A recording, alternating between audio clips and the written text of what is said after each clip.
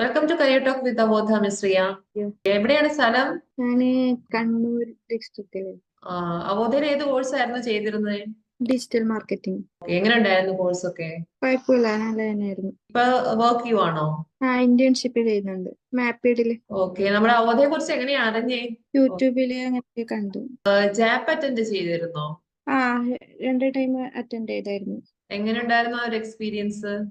നല്ല തന്നെയായിരുന്നു. നല്ലതായിരുന്നു. ഓക്കെ.